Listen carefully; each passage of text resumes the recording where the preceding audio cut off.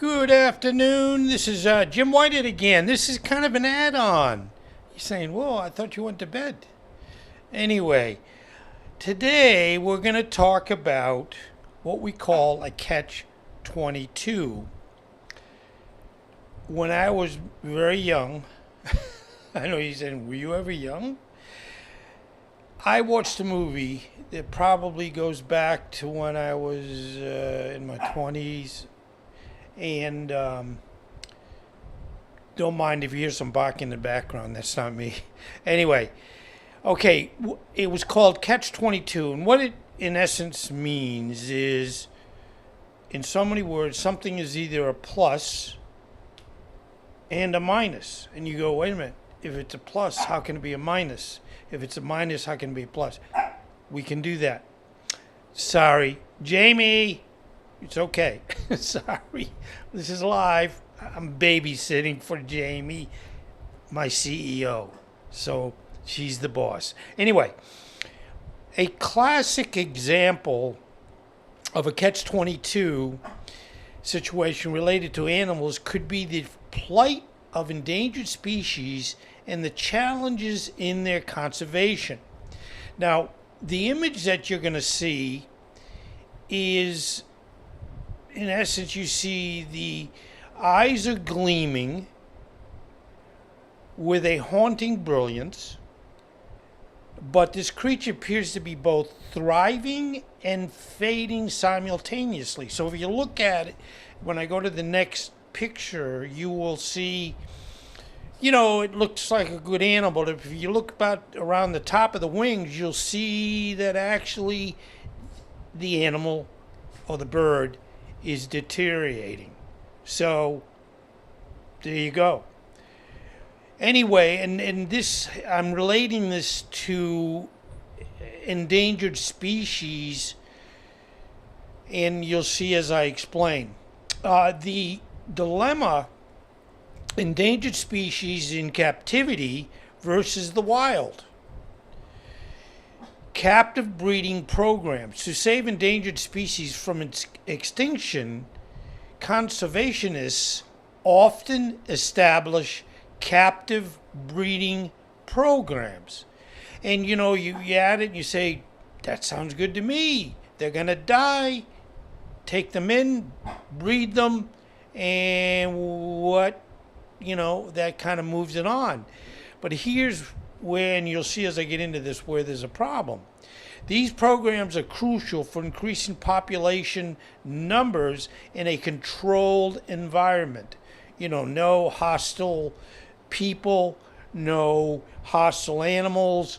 So it's under a very clean, clear point of where they have nothing that will hurt them or destroy them. But once the population stabilizes, the goal is to reintroduce these animals back into their natural habitats. Here's where the catch-22 is. Animals bred in captivity may lack the necessary survival skills to thrive in the wild. They might not know how to hunt, avoid predators, or find mates.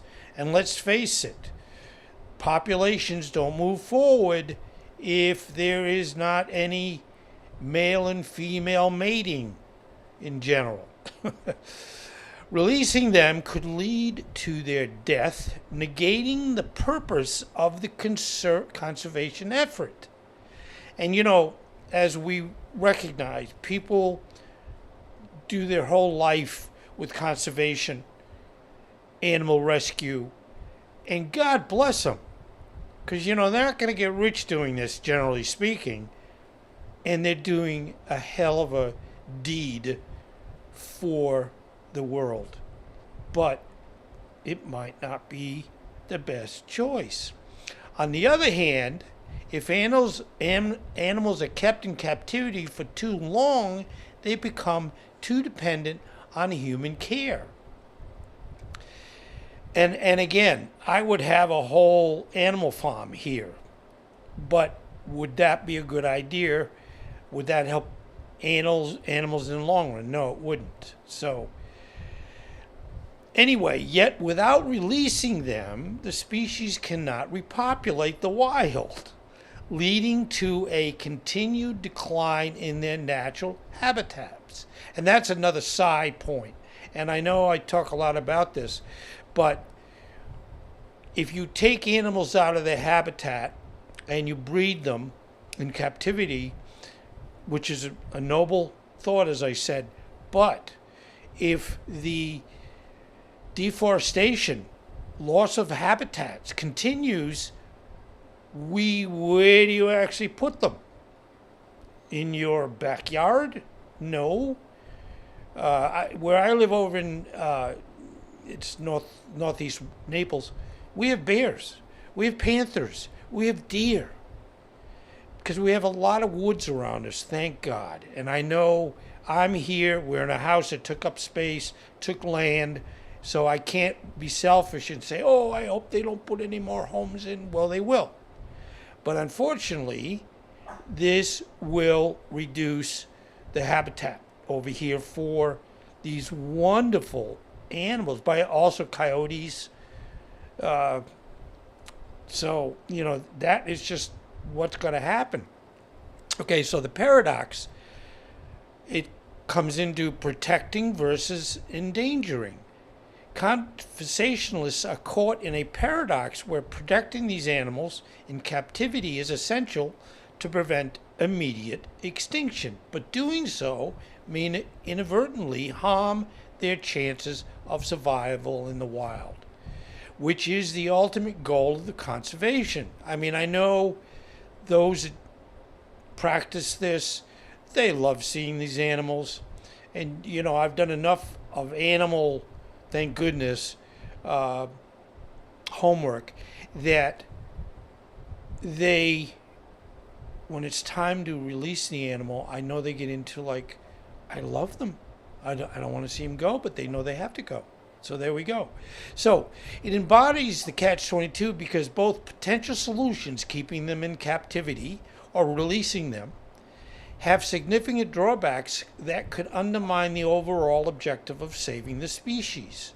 So this is a new series, a little different than what I do. In the morning I'm doing now 2 different animals that have come together for their survival, and then in the afternoon I'm going to be doing these animal catch-22s, paradoxes.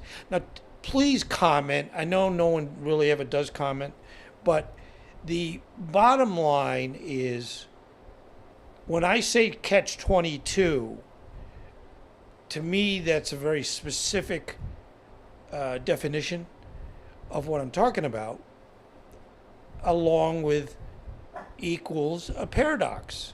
But I'm curious if anybody that's much younger than I am, I'm 70, almost 75, in about 4 to 5 days. Do you know or understand that definition of a catch-22? But anyway, I want to thank you very much for coming back in the afternoon. And again, I really, really appreciate it. Without you all, I wouldn't be here. And yeah, I'm over 1,000 subscribers, which took me a year and a half. You'll say, what did you do? Just go to sleep all the time? No. It's not as easy as you think it is, but it's fun too. And I learned so much. And at my age, it's good to keep the brain working. But anyway, thank you. Please take care. Take care. Bye-bye.